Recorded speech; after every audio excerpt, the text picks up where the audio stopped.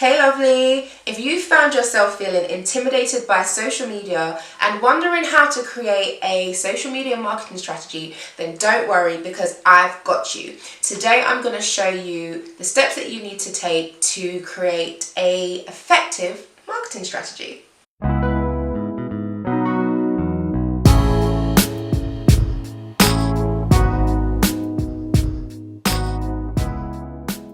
If you don't know me, my name's Jeanette Spencer and I'm the founder of the Women's Entrepreneurial Network, which is an online platform created to help aspirational women like yourself start, grow and glow their online business. Okay, so today I wanted to jump on and speak to you about how you can go about creating a social media marketing strategy that is both effective and straightforward.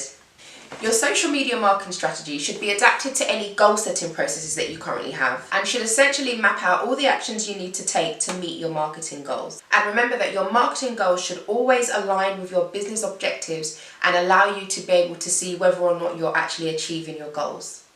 Okay, so the first thing to think about is which social media platforms you're going to use. And you can do this by deciding which platforms actually are going to enable you to meet your marketing goals.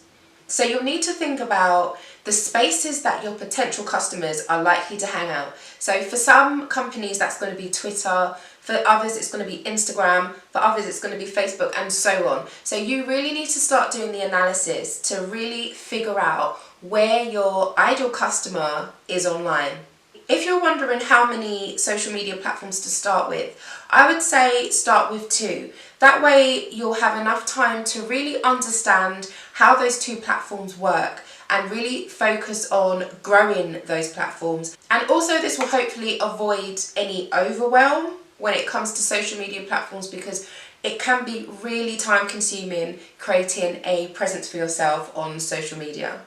Okay, so once you've decided which social media platforms you want to use, make sure that your branding is cohesive amongst all those sites. When it comes to creating the description for your bio, make sure that when a potential customer lands on your page, they're able to see what you do at first glance. So make sure that your business goals, aims or objectives are really clear for the person that's visiting your social media page. This is why it's really helpful to have a mission statement, because your mission statement is going to describe in one paragraph what your business does and how you help people. When it comes to deciding on your profile picture, if you have a personal brand, it's a really good idea to use a professional picture of yourself, because what you want to do is warm people to you, warm people to your personality, because this makes it easier for your potential clients to be able to connect with you on a more personal level. If you're trading as a brand or a company, what you want to do is add a logo or a product photo to your profile, which will give more of a professional vibe. Okay, so speaking about your ideal customer, if you want to create an account that connects with the right people, what you're going to have to do is a little bit of research on who those people are. So to do that, what you'll need to do is carry out some research on the demographics of your ideal customer. So think about their age ranges, their professions, their locations, their interests, the other type of brands or communities that they're a part of. Once you get to know your fans, followers and customers as real people, you'll be able to start engaging them more successfully on your social media platforms. Okay, so now you've been able to identify the kind of customers that you want to attract on your social media accounts. It's now time to start thinking about how you're going to get them interested in your business. And to do this, you'll need to start to understand what it is that they want to see. What I would recommend is popping over to your competitors' accounts and see what they're doing. See the kind of posts that they're posting and really start to get some inspiration from their pages. See what's working well and what's not working. Also see what's generating the most interaction, and that could be through videos, maybe it's quotes, maybe it's jokes, maybe it's factual. Whatever it is, this is your opportunity to see what strategies you can now start implementing on your own social media marketing platforms. Remember to try and be as original as you can with your content. The idea is to get inspiration from others, not to copy them. Checking out what your competitors are doing should fuel you with ideas about the kind of content that you can start posting to start attracting your ideal customer to your accounts.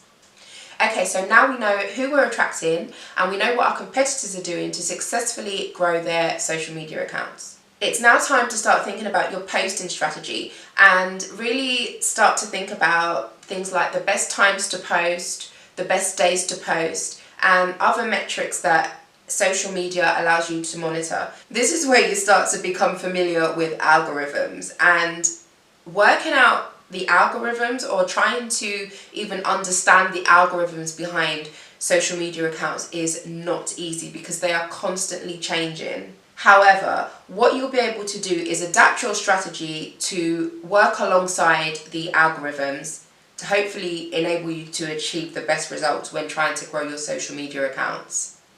So it's sometimes really difficult to know how often to post content.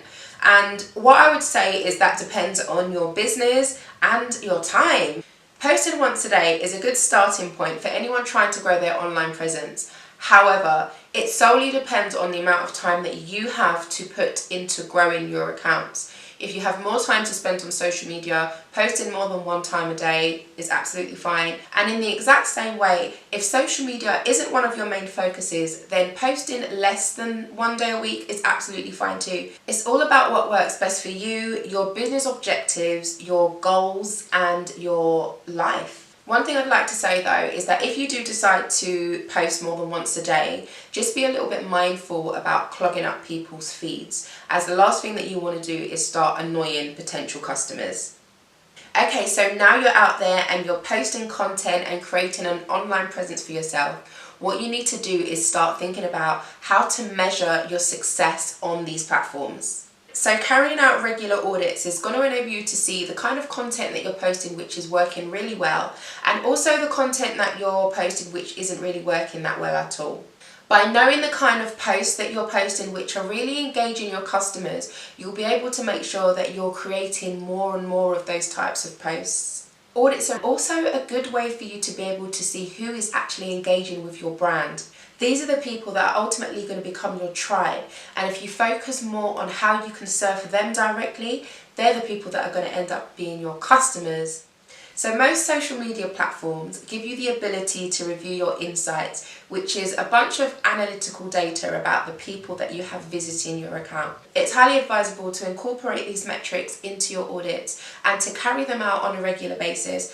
So I choose to review my social media audits once a month, and that's sufficient for my personal business objectives. Okay, so finally, it's about coming up with a plan that's going to allow you to extend your reach. And you can do this by creating promotional content, which includes giveaways, freebies, linked to an opt-in, paid ads, or by using collaborations. A great way to get out there and try and grow your community is to try and establish relationships with influencers, or by choosing to work with companies with a large following that might be willing to help you grow your online presence. Don't be afraid to speak directly to your social media audience and ask them what they want to see from you. Your followers might be able to come up with ideas that you hadn't thought about. When it comes to social media, always remember that quality is better than quantity, and that refers to follows, likes, and fans. You need to make sure that you're able to offer your audience value and that you understand what it is that they expect to see from you. Think about the different brands that you personally are attracted to, and think about the reasons why you're attracted to them. A great social media strategy is never set in stone. It's a constant work in progress that changes whenever necessary. So get out there, create a strategy, and start to optimize it as you start to grow and learn more about your business and your audience.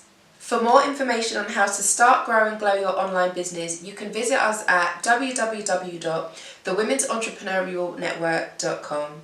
I look forward to showing up for you again soon. Take care. Ciao.